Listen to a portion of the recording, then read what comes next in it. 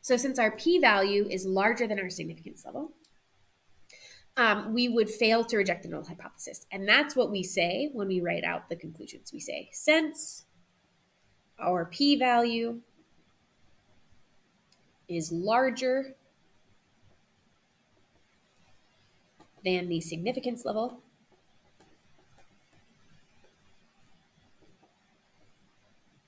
we fail to reject the null hypothesis.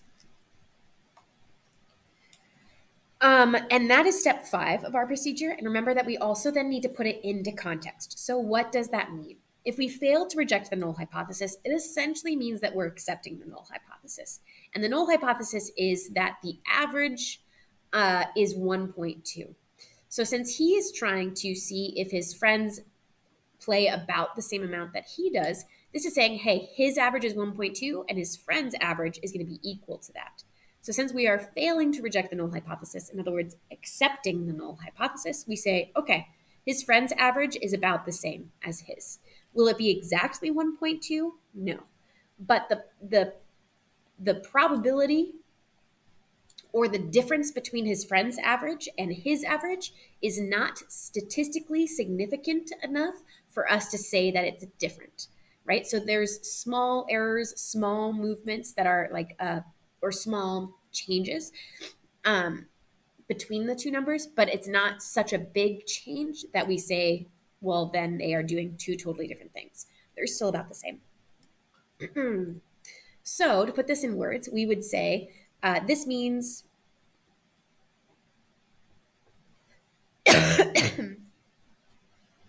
that his friend's average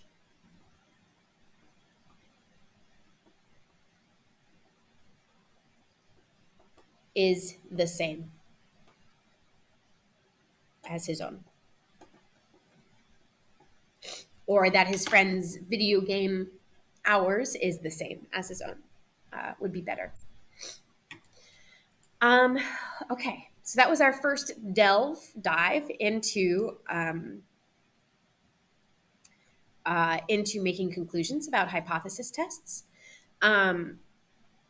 We're missing a lot of like steps that we would actually have to do in order to run this test, but just drawing the conclusion and seeing what happens is a good little like first entry into the test. The next one. Julia is investigating whether the times that Guy spends playing computer games each day come from a normal distribution with a mean of 1.2 and a standard deviation of 0.3. She uses a 10% significance level for her test. Julia collects some data and calculates the p-value to be 0.07. So this is a slightly different test, right? We're not like comparing averages. Julia says, hey, I think that this is going to follow a certain distribution. Does it actually fit that distribution? When you're talking about something like that, that is a chi-squared goodness of fit test. And that's going to be 9.2 notes that we learn about that. So that'll be a goodness of fit because we expect it to follow a certain distribution and we're trying to see, does it actually follow a distribution? And you would be given values of like how much he does spend to see whether or not this is an actual normal distribution. I want you to go ahead and see if you can, without my help, draw conclusions from this test. All right. So we're given the p-value and a significance level, and those are the two things that we need to compare, or critical value with our chi-squared value. But we don't have the chi-squared value and we don't have the critical value, so we just have the things that we need. P-value versus significance level.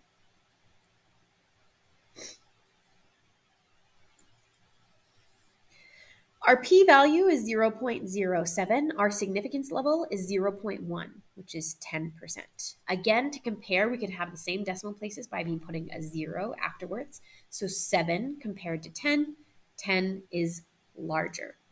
This means that our p is low. If p is low, we reject the h sub o. So that means that we're rejecting the null hypothesis. So we can say, since our p-value is less than the significance level, If P is low, reject the H sub O. We reject the null hypothesis. Now, we don't have the hypotheses labeled out for us in this problem like we did for the past problem, but I can tell you what they would be. The null is that Guy's video game hours, I'll say it, but it means Guy's video game hours fits the normal distribution that they've laid out. So it does. That's the null hypothesis. Okay, it fits this normal distribution with an average of this and a standard deviation of that. Then the alternative would be it does not fit the normal distribution. And again, we will be going into how to find these hypotheses for each test. So you don't have to know how to do that yet. So if we reject the null hypothesis, that means that we accept the alternative, which is that it does not fit the normal distribution. So that would be interpreting this in the context. So this means that the hours spent on video games does not follow a normal distribution with average of 1.2 and standard deviation of 0.3. Now, this could mean it follows a different normal distribution, right? When we say it doesn't follow that distribution, it doesn't necessarily mean that it doesn't follow any normal distribution. It just means it doesn't fit that one specific type of normal distribution. Okay, last one. Lavinia wanted to know whether or not the number of hours spent on video games had an influence on average grades. She collected information on students' GPA and how many hours they spent on video games and performed a hypothesis test at a 10% significance level and a critical value of 7.779. After running the test, Lavinia found the chi-squared value to be 78.5. Go ahead and see if you can draw conclusions for this one on your own. Notice we were not given a p-value. We were only given a chi-squared value. And the chi-squared value can only be compared to the critical value.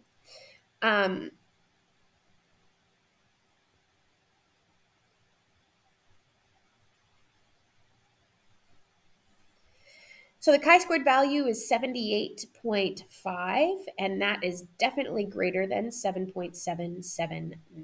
Remember, it's opposite from the p-value. So if this was p is high, we fail to deny, which means that we actually deny, we reject the null hypothesis. If that's confusing, just go back to the other side. If the chi-squared value is greater than the critical value, we reject the null hypothesis. So finding ways to remember that and continue to expand upon that memorization technique, however you choose to be able to memorize it is up to you. Something I skipped earlier is that this is a chi-squared test as well, but this is a chi-squared test for independence. And what it's trying to do is to see whether one of these variables influences the other. So does the hours spent playing video games influence the GPA? The null hypothesis, always for test for independence, is that they are independent. And the alternative is they are not.